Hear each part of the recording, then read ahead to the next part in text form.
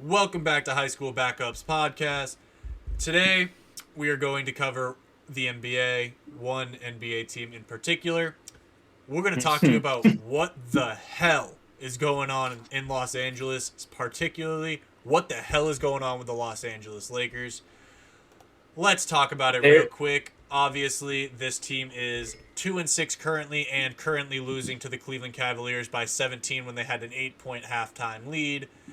Steven, mhm. I know you really want to talk about this. I'm going to let you take it away, my guy. Go for it. I'm just going to talk about it Yeah. real quick after you're done. Here's the sad part of the Lakers. They are really becoming a team that I mean, I've seen post game shows where uh, some of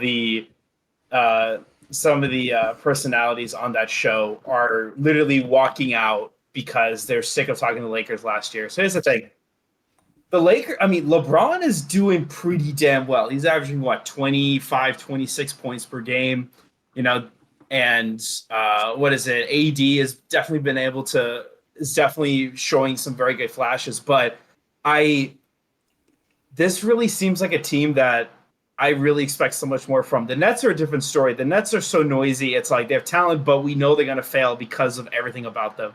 But I just picture LeBron and AD are just too talented and smart of players that this what was it? They were 0 and 5 to start. Like this is just ridiculous. And then Russell Westbrook coming off the bench has done fine, but this is a $47 million player. He's not playing like a $47 million player, and his contract is turning into highway robbery for how much he's getting paid for how this team is performing.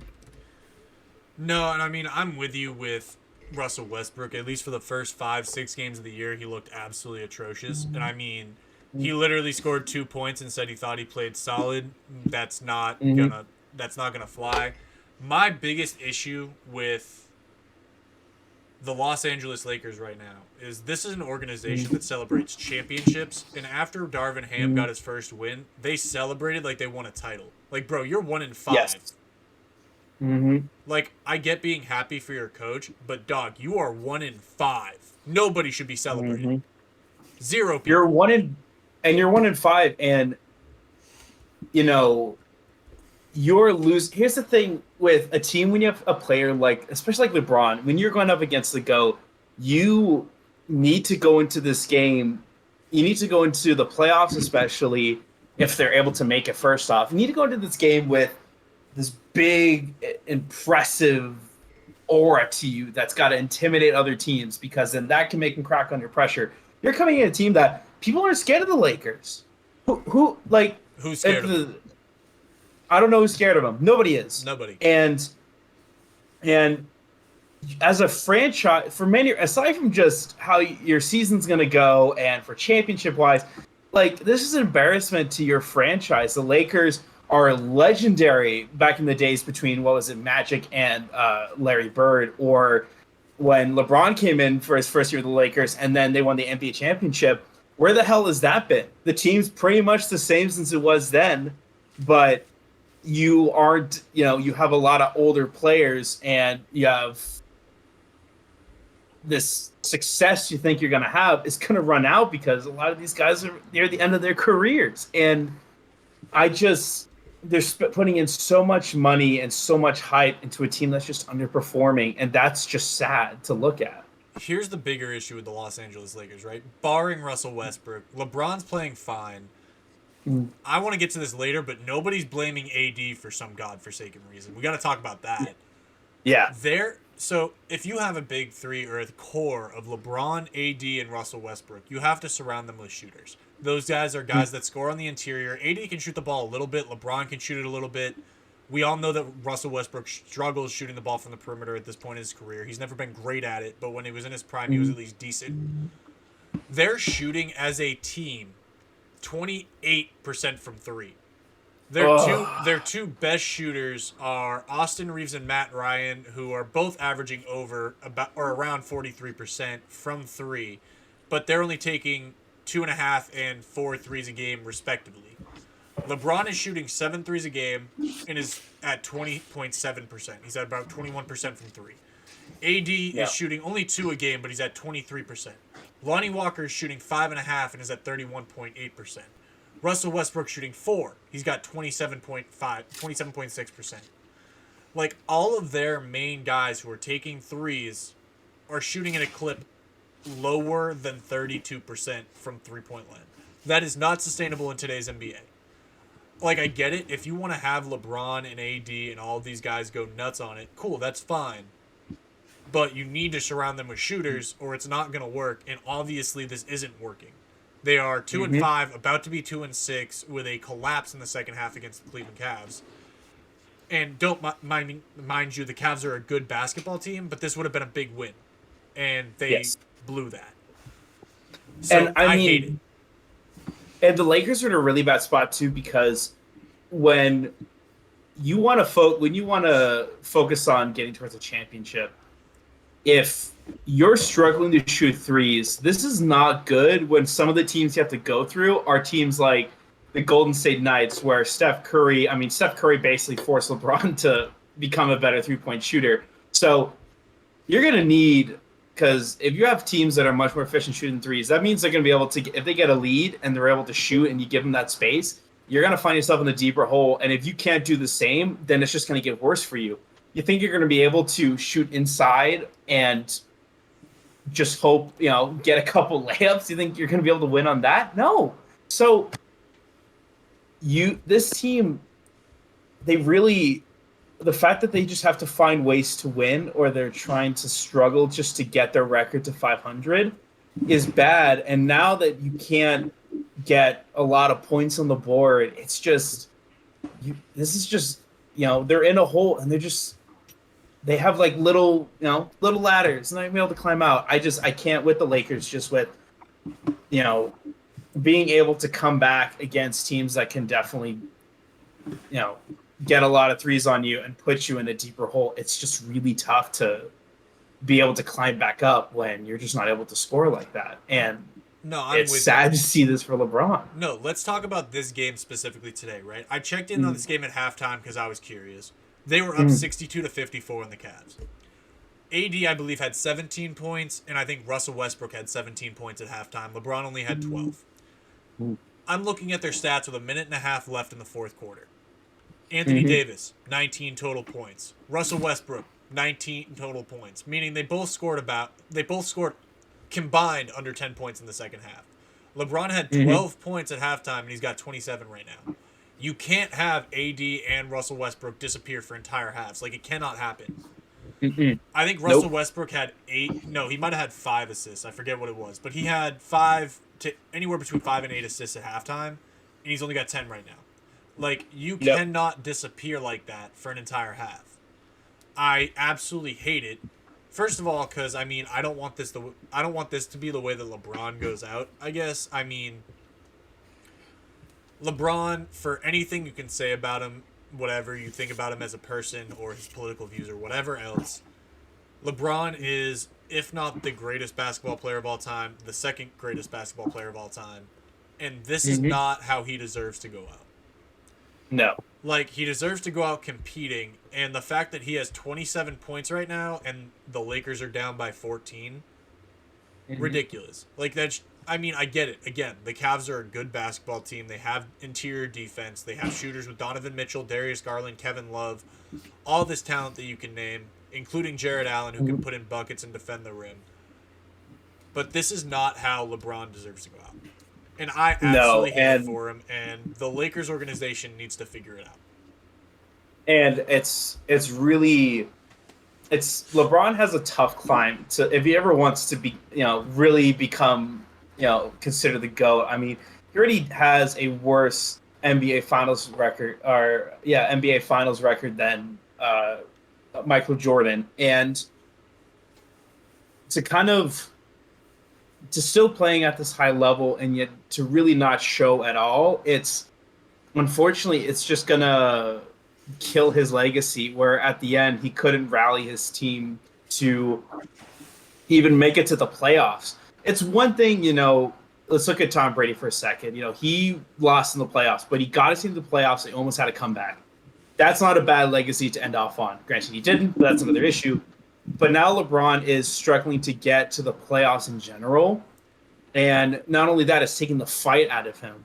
So the first half of the season, if they're under 500 and still playing at this garbage level, you're going to start losing LeBron and then the Lakers as an organization. If you start losing your stars, especially someone like LeBron or AD, you're tanking your entire organization. And let's look at the Cowboys.